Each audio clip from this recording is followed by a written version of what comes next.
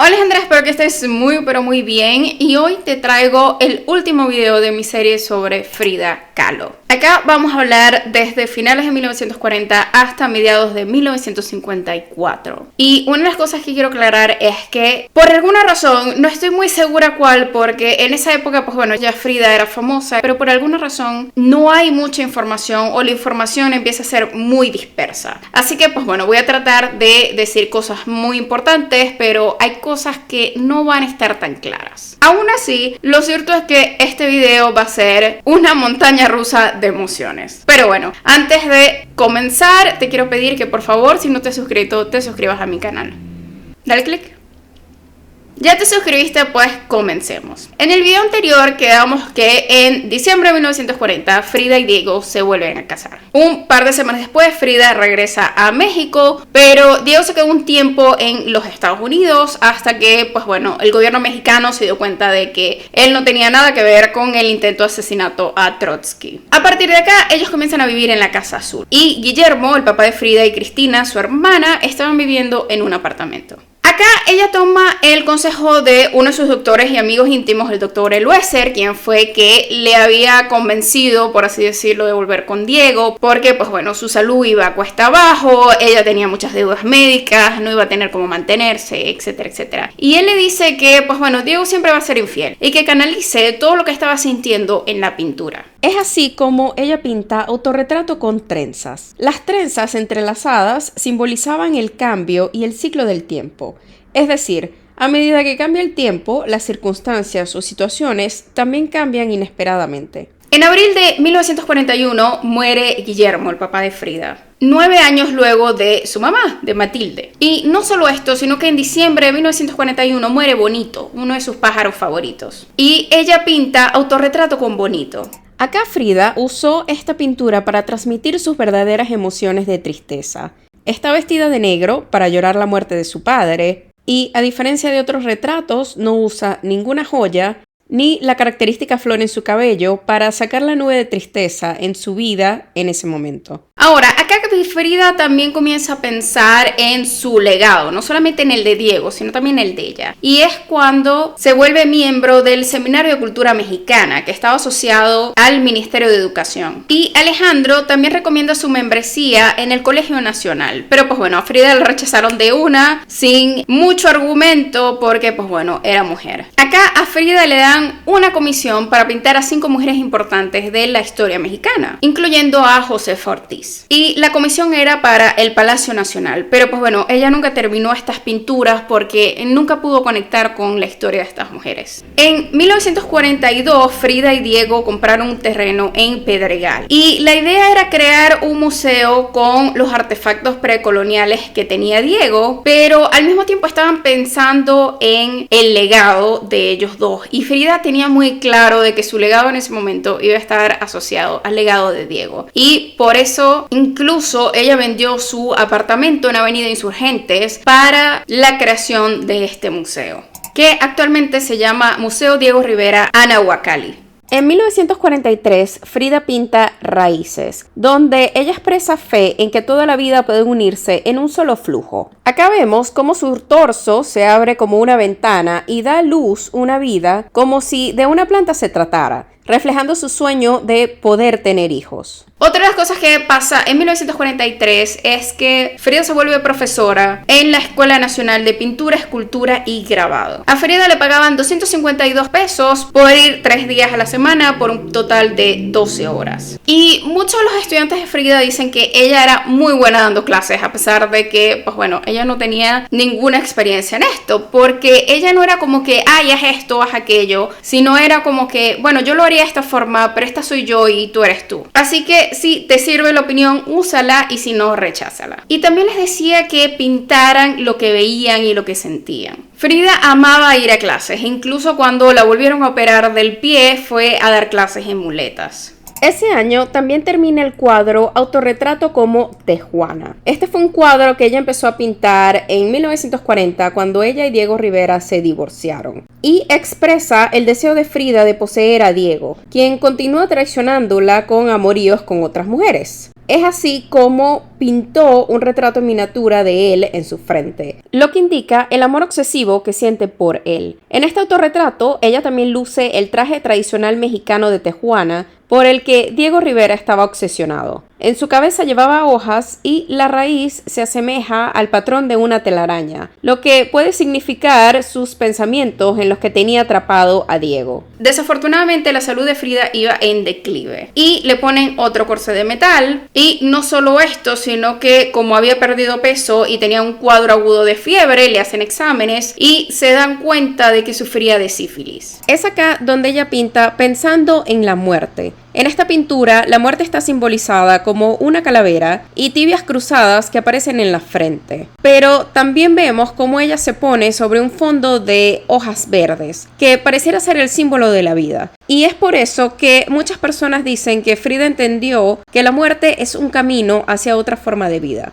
A inicios de 1944, ella se da cuenta que ya no puede ir a la escuela, pero invitó a sus alumnos a que fueran a su casa, ofreciéndoles también darles clases gratis. Y al principio estos alumnos fueron, pero pues bueno, Coyoacán quedaba lejos o queda lejos del centro de la Ciudad de México, y pues bueno, muchos estudiantes no tenían dinero para el pasaje en autobús o no tenían el tiempo para ir hasta allá, etcétera, etcétera. Así fue como este grupo al final terminó compuesto de solo 4 estudiantes que se hacían llamar los Fridos. En este momento, ella pinta La columna rota. Esta obra es interpretada como un símbolo del dolor que sufría Frida en todo su cuerpo a consecuencia de las lesiones. Los clavos fueron utilizados como un signo del dolor físico y de su relación constante con el mismo de manera estoica, ya que vemos cómo el rostro es mostrado con lágrimas, pero sin expresiones de dolor, lo que significaría su determinación de afrontar su condición. En 1944 se dice que Frida sufrió otro aborto y que lo único que es claro de este es que el embarazo no fue de Diego. Mucha gente dice que fue de un refugiado que era español, pero pues bueno, de esto no hay mucha información. En 1945, Frida pinta Sin Esperanza, describiendo cómo los médicos le recetaron reposo en cama y una dieta de engorde forzada de alimentos en puré cada 2 horas. En esta pintura vemos cómo la repugnante comida con animales y calaveras estaba sujeta a la estructura de madera que solía contener sus lienzos para pintar. Parece que sus brazos están inmovilizados debajo y no pueden ayudar con la situación. En la parte posterior de este cuadro, Frida escribió la siguiente explicación: no me queda la menor esperanza. Todo se mueve al compás de lo que contiene la barriga. Mucha gente dijo que las cirugías de Frida eran electivas. Era algo así como que ella las hacía por narcisismo o por el hecho de que cuando ella estaba mal, Diego venía a su lado. Pero lo cierto es que te den comida en puré para aumentar de peso, yo siento que es algo que nadie elegiría. O sea, me parece un poco absurdo, me parece tonto. Al final, Frida era una persona con dolor crónico y si te decían, mira, esto te va a aliviar si sea un poquito, lo más probable es que tú lo aceptes. En 1946, a Frida le recomiendan al doctor Philip Wilson en los Estados Unidos y le dicen que, pues bueno, él era un médico muy brillante y que la podía ayudar con su columna. Y al final, él la termina operando. El doctor Wilson le hizo una fusión vertebral que abarcó las vértebras lumbares 4 y 5 y las sacras 1 y 2. Por si se preguntan, quien le acompañó a este viaje a los Estados Unidos no fue Diego, fue su hermana Cristina. Y uno de los grandes problemas es que, pues bueno, en ese momento no había muchas opciones acerca de qué darle a los pacientes con dolor y a partir de acá, Frida empezó a tener adicción a los opioides. Otra de las cosas que pasa es que, pues bueno, era el juego de la espera, porque no se sabía cómo iba a salir Frida de esta cirugía. O sea, no es como que te operan la columna y al día siguiente vas y caminas, o sea, hay un proceso de recuperación. Pero Frida avanzó muy bien y eventualmente el doctor le dijo que podía pintar 2 horas diarias. Frida evidentemente no hizo mucho caso y empezó a pintar 3. Y una de las pinturas que hizo fue para uno de sus patrones que vivía en Venezuela, llamado Eduardo Morillo Zafra. La pintura se llama Árbol de la Esperanza y vemos, bajo el cielo sombrío, el sol y la luna dividiendo el fondo en 2 mitades de luz y oscuridad. En el medio, Frida está sentada llorando con un disfraz de tejuana de color leído. Sin embargo, parece fuerte y segura. Detrás de ella, en una camilla del hospital, acostada, está una segunda Frida, que está anestesiada y con incisiones quirúrgicas aún abiertas y chorreando sangre. Frida sostiene un corsé ortopédico rosa mientras está sentada en la silla de madera. Por otro lado, sostiene una bandera con la letra Árbol de la Esperanza, mantente firme. En el asta de la bandera hay una punta roja que parece un instrumento quirúrgico manchado de sangre o un pincel empapado en pintura roja. El paisaje árido detrás de ella tiene 2 fisuras, que es una metáfora de las heridas en su espalda. En una carta dirigida a Eduardo Morillo Zaffa, Frida mencionó: hay un esqueleto o muerte que huye ante mi voluntad de vivir, pero luego le quitó el esqueleto para complacer a Eduardo. Aún así, en este retrato no se puede eliminar la amenaza de la muerte. Acá vemos 2 imágenes de Frida, una que es víctima de la tragedia y la otra que es la superviviente. Frida la utilizó como un retablo y como acto de fe, haciéndose cargo de su destino, convirtiéndose en su propia salvadora y heroína. Frida se recuperó muy bien e incluso alabó al Dr. Wilson y a todo lo que ella pudo lograr a partir de acá. Porque, pues bueno, empezó a caminar con más facilidad, podía pintar con más facilidad, etcétera, etcétera. Ahora, en 1948 va a cambiar absolutamente todo y aquí hay 2 versiones. Está la versión de la gente cercana a Frida, entre ellos Alejandro Gómez Arias, quien fue su novio en bachillerato, que dice que, pues bueno, la cirugía no fue un éxito y que al final Frida empeoró, etcétera, etcétera. Y está la otra versión que, entre otras personas, fue contada por Lupe Marín, la ex esposa de Diego, que dice que, pues bueno, Frida se dio cuenta de que Diego estaba teniendo un amorío otra vez y a principios de 1948 se tiró al piso llorando desconsoladamente y esto destrozó todo el trabajo que le habían hecho a su columna. Y honestamente contar esto me da demasiada rabia e impotencia porque uno se queda como que de verdad, o sea, por esta persona. O sea, por esta persona es que tú deshiciste como que todo lo que tú habías mejorado. O sea, es una cosa de que da frustración y al mismo tiempo siento demasiada empatía porque Diego era su vida al fin y al cabo. O sea, Diego era el amor de su vida. Y tener este dolor de nunca poder darle a él lo que él necesitaba, lo que él deseaba y sentirte incompleta porque, pues bueno, nunca pudiste tener la familia que querías tener, los hijos que querías tener, etcétera, etcétera. Debió ser durísimo. Y lo cierto es que Frida era el tipo de persona que decía que, ay, bueno, a mí no me importa con quién esté Diego, con quién no, pero evidentemente le importaba. Y lo peor era que Diego no se daba cuenta y él decía, ay, yo no sé por qué a Frida le importa tanto, cuando al final, si ella tenía un amorío con alguien, él se molestaba. O sea, era una hipocresía increíble y era una relación tan terrible que contar episodios así de verdad es súper frustrante. Es así como en 1948 solo hubo una pintura y a partir de acá va a haber un declive en lo que ella pintaba, en su escritura, etcétera, etcétera. En 1948, Diego hace un retrato de María Félix, la actriz mexicana, y pues bueno, la prensa y todo el mundo se dio cuenta de por cómo había pintado Diego a María Félix, lo más probable es que ellos hubiesen tenido un amorío. Y pues bueno, Frida empezó a leer todos los días en la prensa de que si lo iban a dejar, de que si no lo iban a dejar, de que si Diego se iba a casar con María Félix, etcétera, etcétera. Y fue tanto así que finalmente Frida terminó mudándose a un apartamento. En 1949, Frida completa la obra Diego y yo. Y acá vemos cómo Diego está como un tercer ojo en la frente de Frida para simbolizar el grado que éste ocupaba en la conciencia de ella. Frida tiene su cabello suelto que casi parece estrangularla y tiene las mejillas enrojecidas y una mirada intensa y llorosa. La pintura captura una inquietud y una angustia interna, reflejada conmovedoramente en 3 lágrimas. Acá ella empieza a tomar sedantes para poder dormir, además de alcohol y opioides. Y hubo un episodio donde, pues bueno, ella se quedó dormida, había una vela y la vela terminó prendiendo su ropa en fuego. Y Frida fue salvada por uno de los empleados que trabajaba en su casa. Eventualmente María Félix deja a Diego y Diego eventualmente vuelve con Frida. En 1949 Frida pinta el abrazo de amor entre el universo, la tierra, yo, Diego y el señor Cholot. Acá vemos cómo Frida aparece cargando a un Rivera engendrado con elementos que remiten a la tradición de la India. Mientras que el perro, señor Cholot, es interpretado como un símbolo de la muerte dormida, de la cual Frida está a salvo. En enero de 1950, el doctor Eliezer va a México y pues bueno, se da cuenta del estado en el que estaba Frida. No solamente estaba consumiendo un montón de alcohol, un montón de drogas, sino que aparte había perdido muchísimo peso. Y también se da cuenta de que tenía gangrena en los dedos del pie derecho. Él va y le dice a Frida que tenía que amputarse los dedos, pero pues bueno, ella buscó un montón de opciones, un montón de doctores, pero pues nada, todos los doctores estaban de acuerdo. Con lo que no estaban de acuerdo era el sitio. Y acá ella se empieza a ver con el doctor Juan Faril. El doctor Faril le dijo, sí, mira, tú tienes gangrena, pero el problema real en este momento es tu columna. Que bueno, si no te operas vas a dejar de caminar. Y pues bueno, Frida termina operándose y pasando un año en el hospital.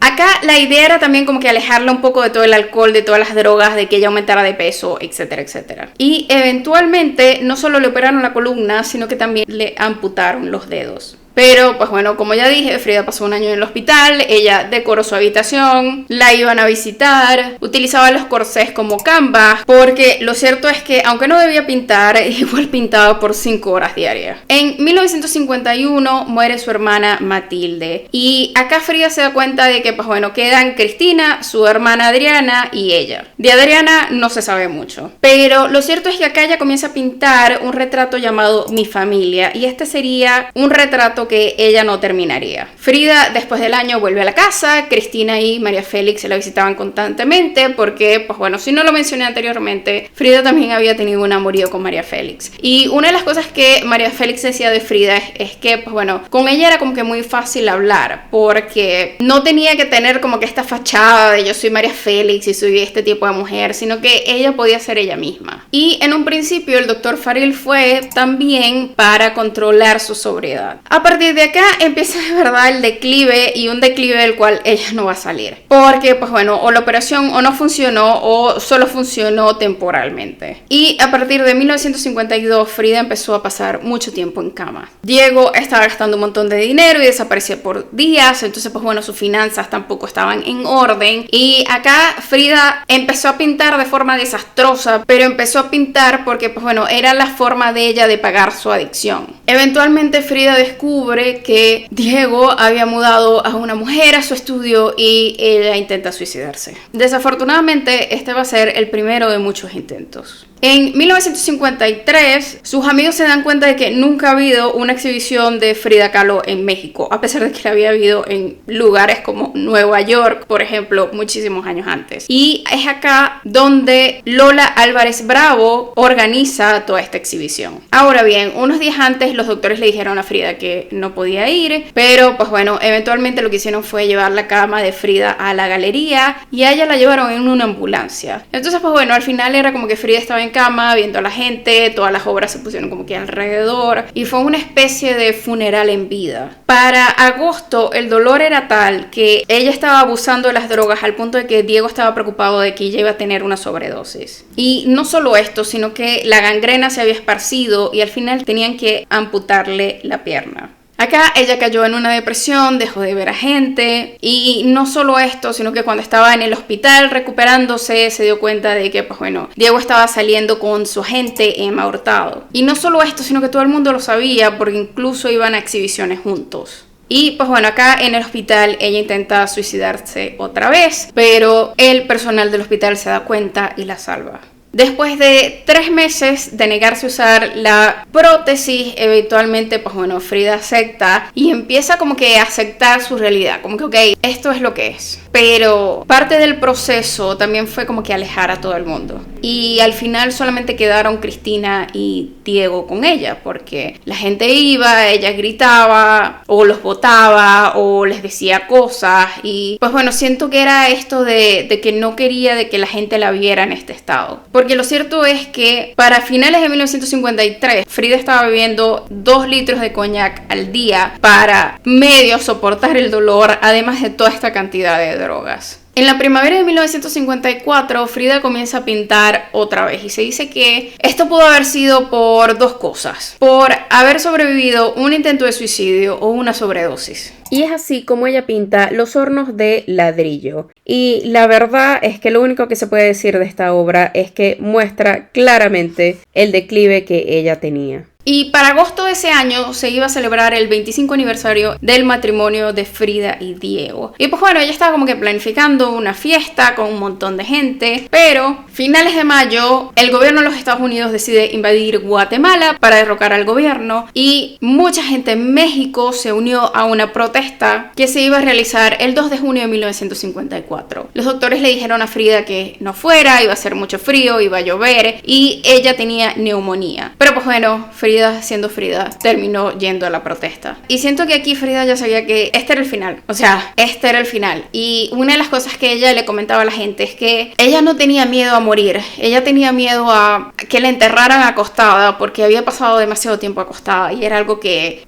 no, o sea, ya no soportaba verse así. Y por eso fue que su deseo final fue que la cremaran. La última pintura de Frida Kahlo es Viva la vida, donde se ven sandías bajo el cielo en dos tonos de azul, uno más claro y otro más oscuro, que podrían significar alegría y tristeza. En la rebanada central, Frida escribe su nombre, lugar de nacimiento y año de muerte, y a modo de epitafio escribió el lema que marcó su vida: Viva la vida. Salomón Greenberg sugirió que Viva la vida podría no haber sido pintada en 1954, sino en 1952, pero la inscripción se hizo unos pocos días antes de su muerte, ya que Frida sentía que su muerte era inminente. Un mes después, el 13 de julio de 1954, Frida Kahlo muere de lo que oficialmente fue una embolia pulmonar, pero mucha gente dice que fue una sobredosis. Evidentemente, el funeral fue súper público, figuras importantes fueron, y una de las cosas que pasó, y me parece muy cómica, y siento que a Frida le hubiese encantado escuchar esta historia, así que la voy a contar, es que, pues bueno, ella le estaban cremando, y por el calor, su cuerpo se paró, y pues bueno, su hermana Cristina pensó que le estaban quemando viva y le dio la histeria. Y siento que si esto se lo hubiese contado a Frida, ella se hubiese muerto de la risa. Porque dentro de todo y a pesar de todo, Frida era una mujer a la que le encantaba reírse, a la que le encantaba hacerle bromas a la gente, a la que veía como que el chiste en todo porque lo tenía que hacer. Porque si no, ¿cómo más iba a vivir? O sea, ¿cómo más iba a sobrevivir como que todas estas pequeñas tragedias que le habían pasado en su vida? Y siento que muchas veces cuando hablamos de Frida nos debemos quedar es con eso, nos debemos quedar en toda esta resiliencia, nos debemos quedar con todo lo que ella hizo con respecto al arte, sobre cómo plasmar lo que tú sientes, aun si no es comercial, aun si a la gente no le gusta, aun si no vende, cómo ser tú, en vez de pensar en todo esto de Diego, de que si volvió, de que si no volvió, etcétera, etcétera. Porque lo cierto es que mucha gente en este momento sabe quién es Frida Kahlo y no tiene ni idea de quién fue Diego Rivera, excepto por el ex esposo de Frida. Pero bueno, este fue el final de mi serie. Espero de verdad que hayan aprendido como yo aprendí muchísimo sobre la vida de Frida. Y si les gustó este video, por favor denle me gusta, compártanlo, coméntenlo, suscríbanse al canal y nos vemos en la próxima.